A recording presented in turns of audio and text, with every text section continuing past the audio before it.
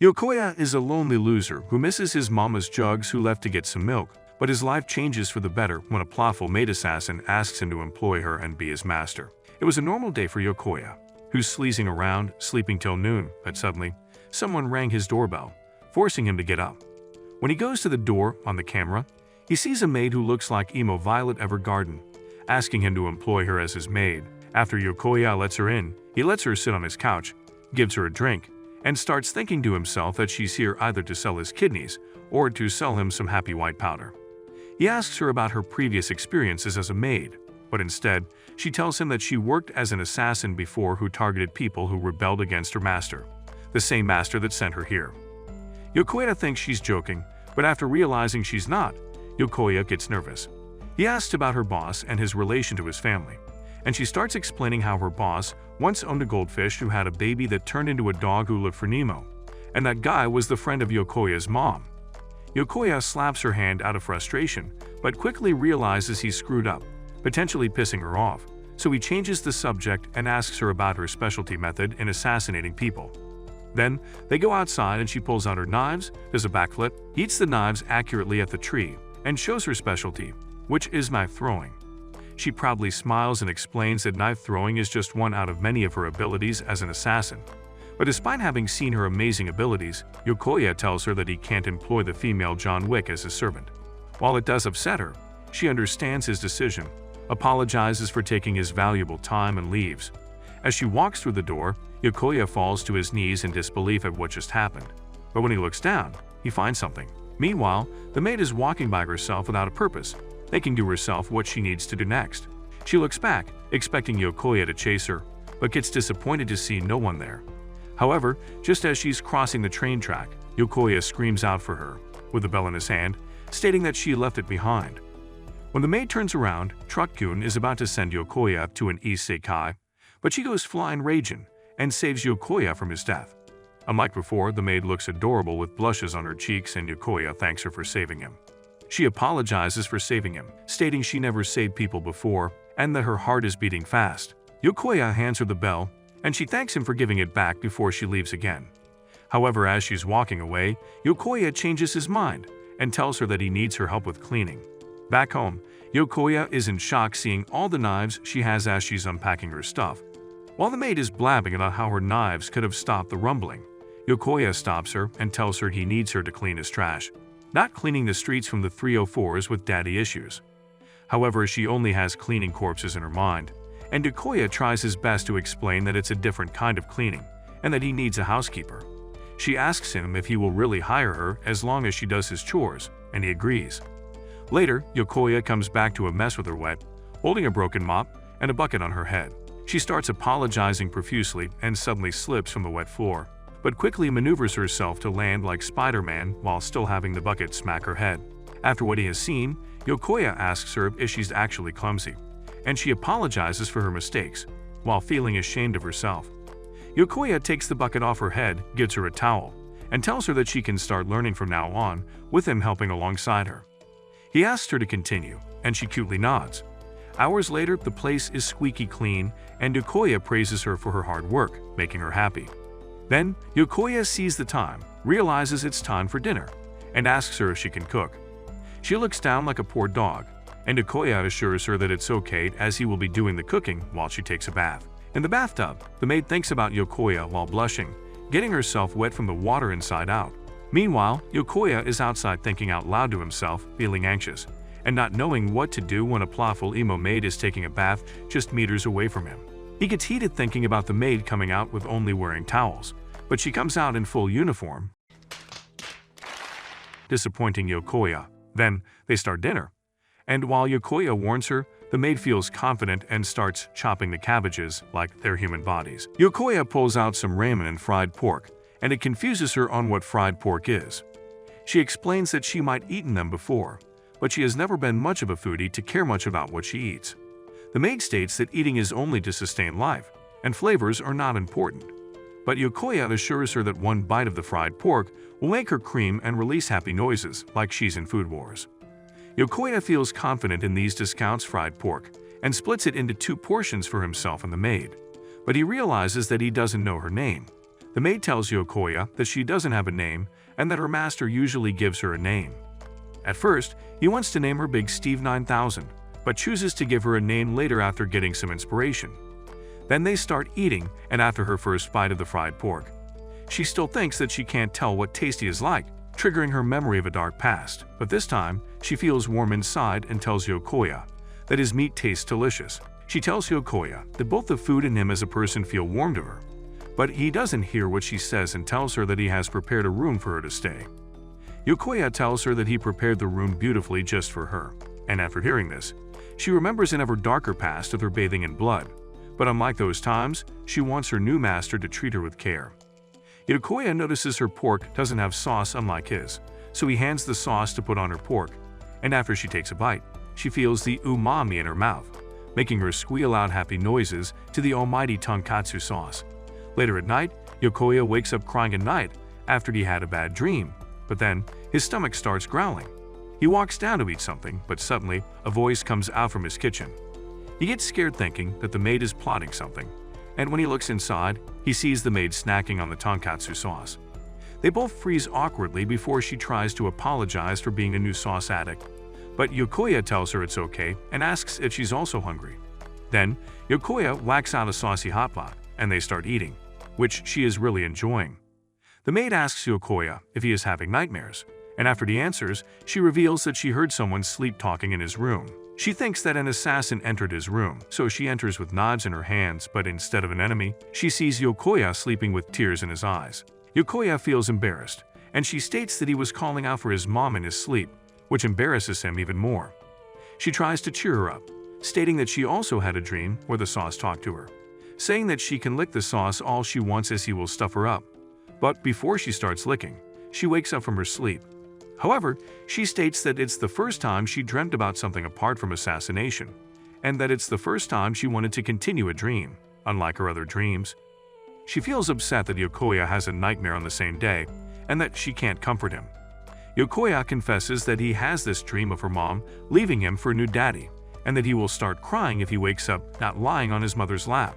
After hearing this, the maid offers him her lap to lie on, and when Yokoya rejects her offer, she gets sad, thinking that she can never comfort people, only murdering them. Suddenly, Yokoya lies down, breaking her darkness, and they both feel warm with each other. Yokoya looks at her face, realizes she's looking back at him, and he sleeps right on her warm and plumpy lap. In her mind, she wonders why her heart was beating so fast when she saved Yokoya, unlike the times when she sent people to their deaths. So she wants to understand why her body moved fast to save him. The next morning, she plays Fruit Ninja on the trash before putting them in the bag. And when Yokoya asks why she does that, she explains that it saves space, which impresses Yokoya. Suddenly, they find a stranded dog in front of the house, and beside it is a letter from a broke dunny who left the dog at Yokoya's house, thinking that he's a wealthy man who will gladly take care of it. Despite his objection, Yokoya wants to take it in, not wanting it to die out of abandonment, but unlike her master, the maid has a different way of thinking. She states that the little dog has its own animal instincts, and saving it out of sympathy would make the dog less capable in its abilities to survive hardships, turning the dog into a little.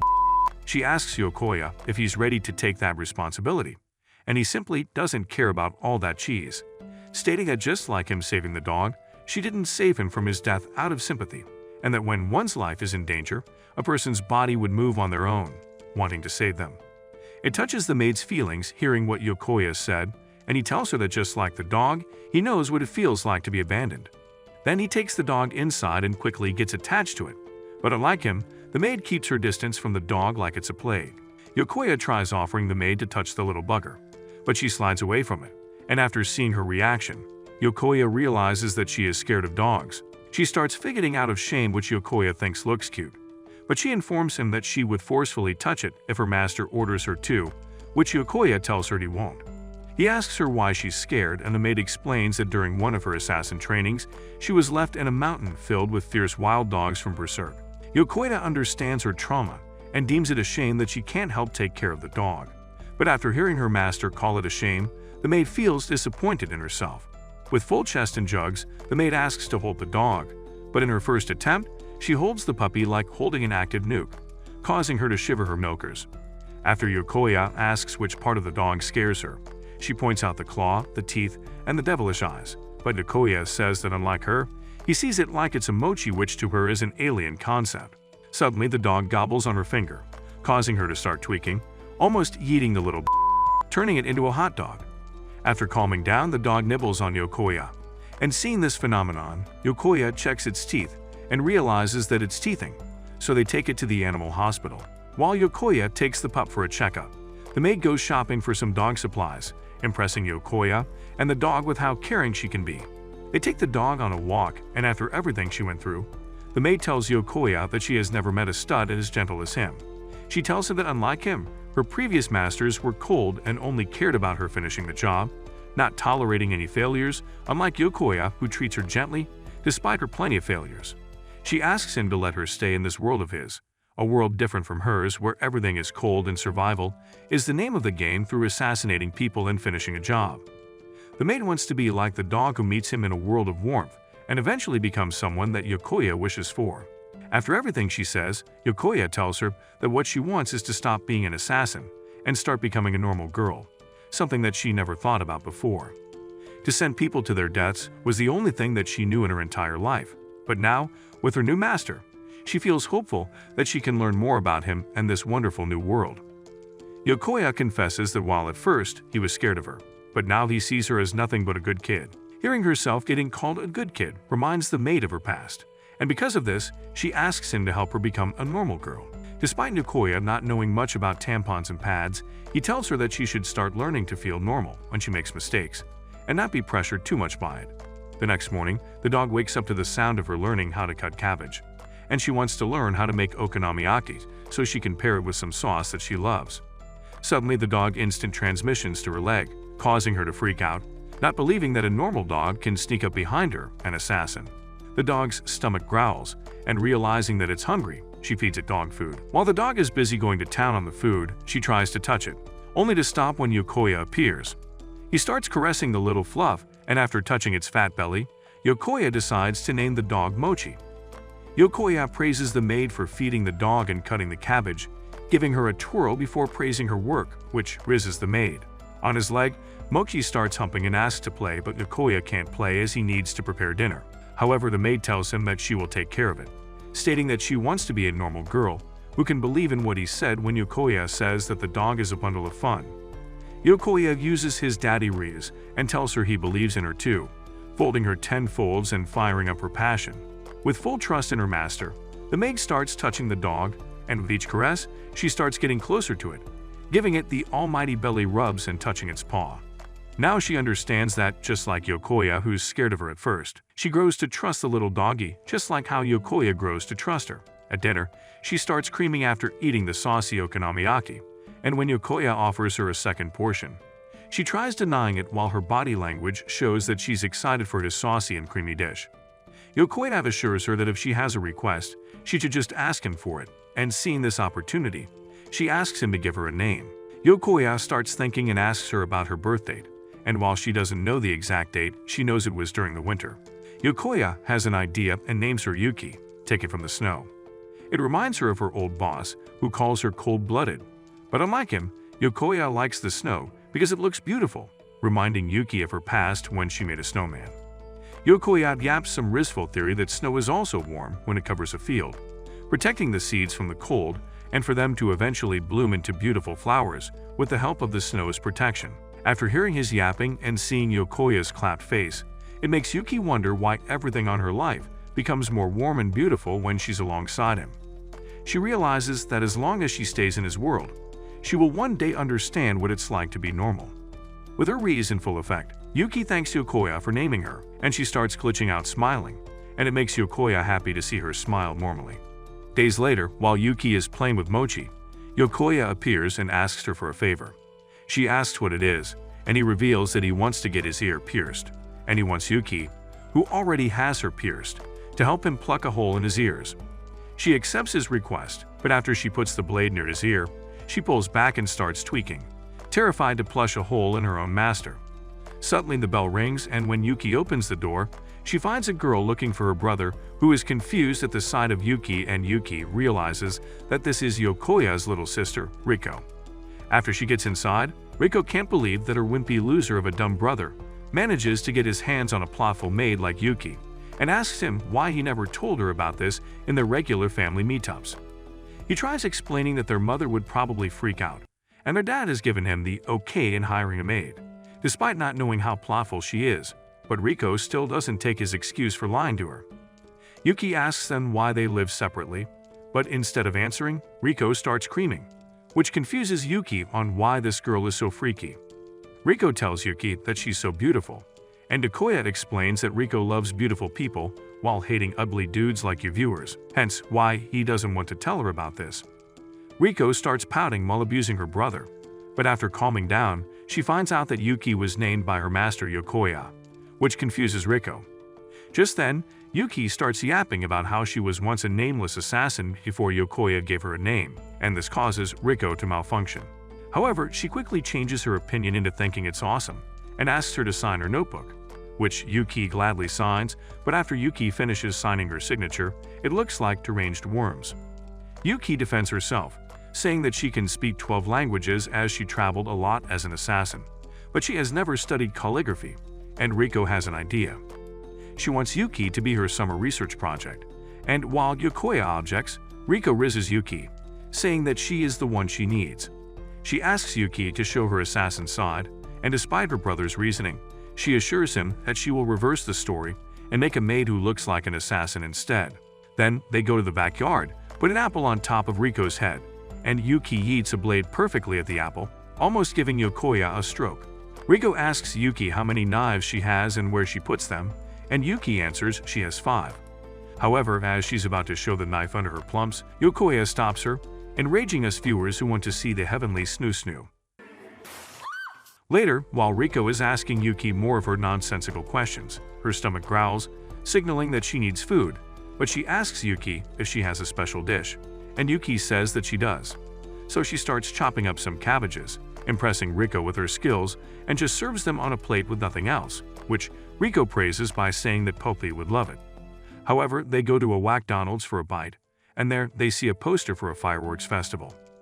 Yokoya tells Yuki that the festival sells saucy senpai, and she starts screaming and drooling at what he says, so they decide to go to the festival.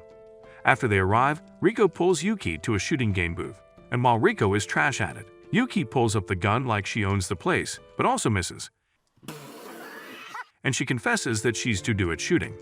At the goldfish catching game, Yuki uses Sharingan and catches a lot of fish, and when Rico asks for her secret, Yuki patiently teaches her how to do it, and the clerk praises her for being a good sister. Then they buy the sauce senpai, which Yuki is excited about, and after she takes a bite, she almost sends a flood down her plot from how delicious it is. She starts eating it quickly, and seeing how much she enjoys it, the clerk gives her more for free, causing her to malfunction.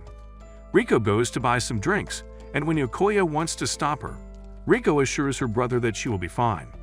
While they wait for Rico to come back, Yokoya asks Yuki about her previous festival experiences, and she tells him that instead of having fun, she once had to do a mission at a festival where she stabbed a man in the back with a knife while they both watch the firework. Yokoya is in shock, and before he says anything, the fireworks start and Yuki is in awe of the fireworks and its beauty. Rico comes back with drinks, saying that summer festivals are the best, and with a smile on her face, Yuki agrees. Yokoya folds seeing her, and accidentally busts his drinks. Then on their way home, Rico scolds Yuki for eating too much sauce, warning her that she might become the next Nikocado avocado. Suddenly, someone screams that there's a robbery, and from behind, Motorbike-kun almost yeets Rico from life. But Yuki manages to save her in time. However, Rico starts tweaking after Yuki saved her like a princess. But Yokoya is not happy to see that their sauce is now spilled, stating that the robber should meet Ace in hell immediately. Yuki takes her master's word literally and goes full Anbu to chase down the motorbike. Being excited, Rico wants to follow her so she can see the robber's brain getting yeeted from his head. They follow Yuki, who's running on rooftops like Spider-Man, slowly leaving them behind, but Rico finds a shortcut, and they take it. After finding the robber, Yuki majestically throws her knives at him, hitting his tires, but as she approaches the robber with malicious intent, Yokoya screams out for her to stop. However, Yuki just flicks his helmet as punishment and says that she's hungry again, and Yokoya gladly says they should buy more sauce senpai. As they leave the robber traumatized, and he now wants to go to jail at his own will. After they buy the food, they go home and Riko is excited to show her class her summer project, which puzzles Yuki about what school is. Riko starts telling her how amazing schools are, stating it is a great place, which you viewers know is a scam, but she gets a sudden text from her mother who has cooked beef stew for her. Riko rushes to go home, but despite her rashness, Yuki sees it as something normal, and after what Riko tells her, she tells Yokoya that she wants to go to school. The next morning, Yokoya goes to school, wondering if Yuki will be okay in her new school. His friends pop up telling him about a rumor of a thick, plothful maid in town, causing him to burst out his milk. Yokoya tries playing dumb, saying he doesn't know what he's talking about, but suddenly, the teacher introduces a new student, and in comes Yuki in all her glory as the new student, causing Yokoya to short-circuit. She introduces herself as Yuki, Yokoya's cousin, but when she sits down in front of him, she calls him master, which shocks everyone. After school, Riko pops up, asking him how school is, and while stone-faced, Yokoya realizes that she's behind this, prompting her to celebrate her operation's success. On her way home, Riko glazes Yuki, saying that before Yuki joined school, she had been able to learn everything that needed to be learned about school in 3 days. Yokoya then asks how is Yuki suddenly his cousin that convenient is in his class in the same school, but they choose to hide this from him. They answer that Yuki has a connection from her assassin job that registered her here in the same class as him, and Riko suggested that she should be his cousin, so it would be easier to explain their interactions in the future. However, it was Riko's idea that they keep it a secret so she could see Yokoya's reaction afterward. Yokoya smacks her head, but after seeing this, Yuki gets distressed, asking if she's at fault. Yokoya changes his tone and tells Yuki that he doesn't mind in hopes that they can both enjoy their school life. The next day, students rush out of class wanting to eat some katsuta bread, and it interests Yuki. Yokoya asks her what she wants for lunch, and she answers katsuta bread. He explains that katsuta bread is more rare than the one piece, and she needs to be quick during lunch hour to get them. He draws her a picture, showing that their classroom is the farthest from the cafeteria. And while Yokoya feels pessimistic, Yuki feels fired up and tells him that if Escobar can get the bread, then she can get it too. With full conviction, she jumps out of the window and goes to the roof, and despite Yokoya's attempt to stop her, she runs on the railing like a ninja. Here, Yokoya realizes that he can't stop after seeing her eyes resembling a girl looking at food, deeming that when sauces are involved, not even Aizen or Thanos can stop Yuki. Yokoya looks down and sees the sweaty katsuta bread-obsessed dudes running to the cafeteria, and he fears that Yuki will drop down in front of them, exposing her secret. But just as Yuki is about to jump down, she turns and swings straight to drop in front of the cafeteria, and there she buys one bread and one sandwich. However, she informs Yokoya that the store only allows her to buy one due to the limited amount being sold. He pulls out another sandwich and tells her that he can just eat this. Yuki feels conflicted and tells Yokoya he should have the katsuta bread, but he assures her that she should have it, saying that she earned it. After the first bite, Yuki starts squealing out of happiness, but despite her joy, she splits the sandwich and feeds him, sharing her joy.